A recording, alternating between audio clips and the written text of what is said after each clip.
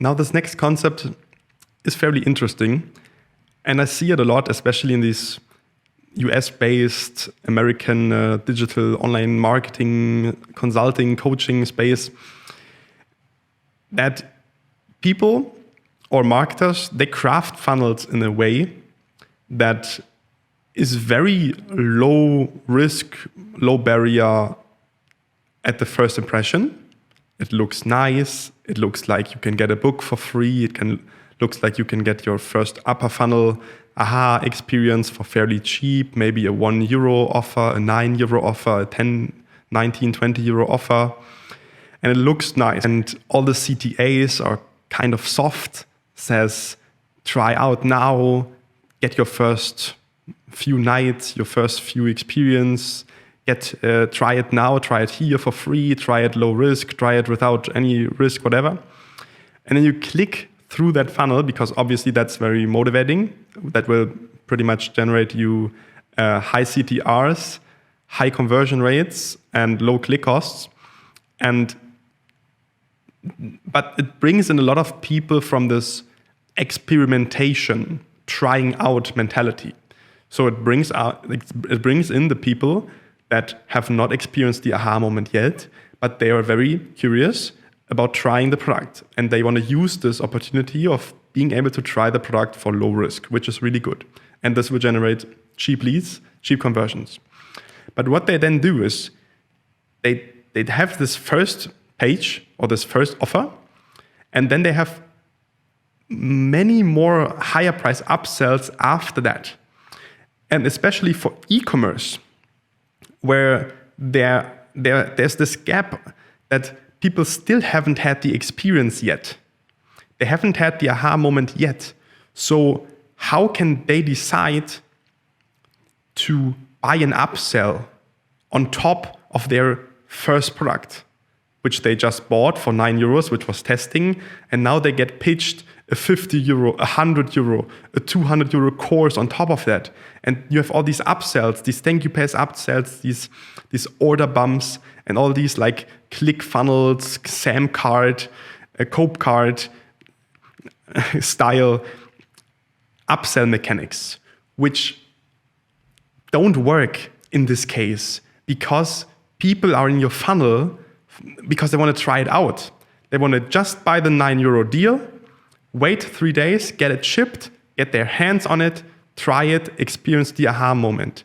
Once that had happened, then they are ready to make a good purchase decision for the next couple of products, for your real product, for the subscription thing, for the higher price stuff.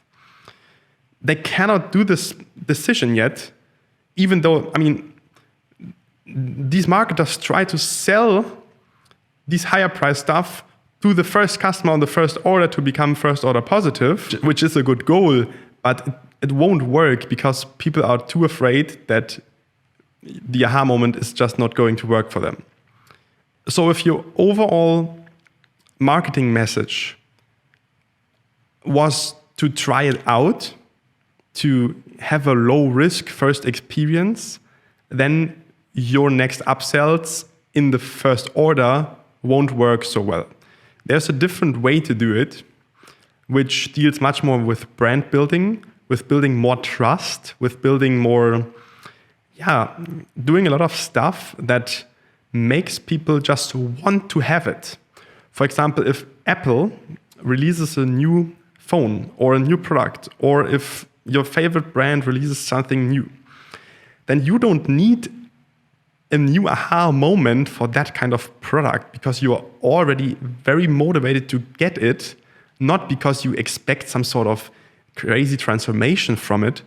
You just want to have it. You want to have it.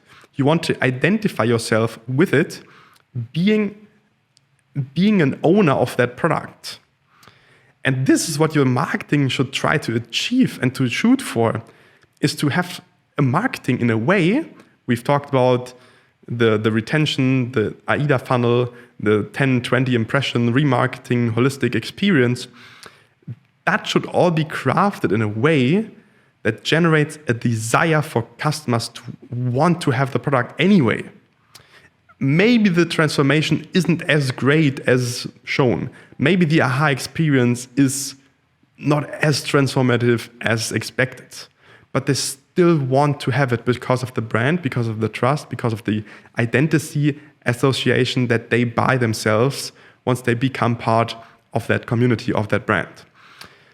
And if you do it like this, then your first upsells, your order bumps, your thank you page upsells on your first transaction will work much better, because now people are already in the mood of buying the product because they want to have it, and not in the testing and experimentation mode if potentially this one brand is solving their problem. But in fact, mainly they are skeptical when they buy. So if you do this testing out marketing and you offer cheap stuff and low risk stuff, then you will get a lot of people that are very skeptic about what you promise.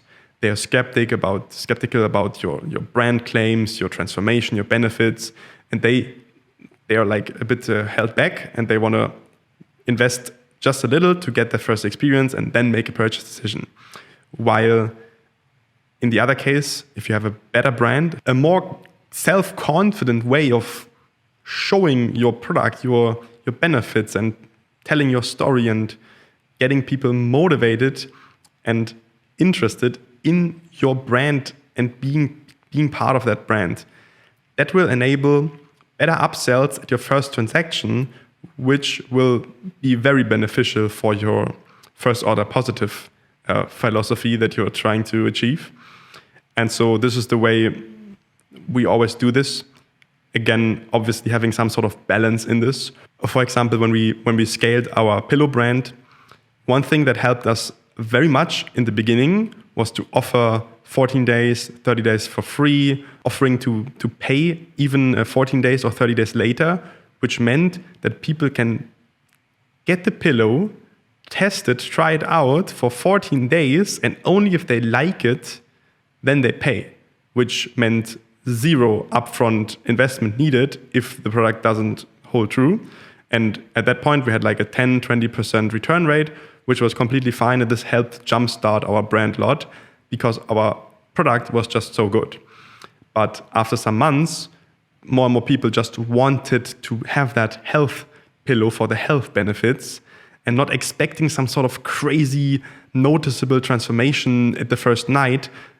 This was no longer their motivation. They don't need it to keep the product. They were just interested in getting the product for the benefits, for the brand, for their health. And then it was much easier to sell covers, to sell upsells at the first transaction, because people were already there in the feeling that they are going to keep the product anyways. They know the best thing is that you have customers, and when they check out, they know what they get.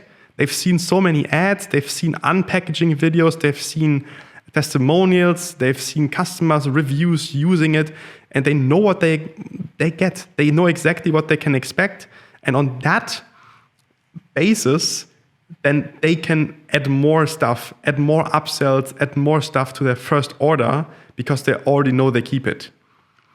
And only if your product completely under-delivers, then they would return all of it, which rarely happens. So this is the kind of way that you want to approach this, to keep the right balance between this testing, friendly, low-risk funnel, but also generating strong motivation to just buy the product as a nice to have, as something that people want to keep anyways, even if they don't experience crazy transformation on the first night or on the first day or the first time that they use it.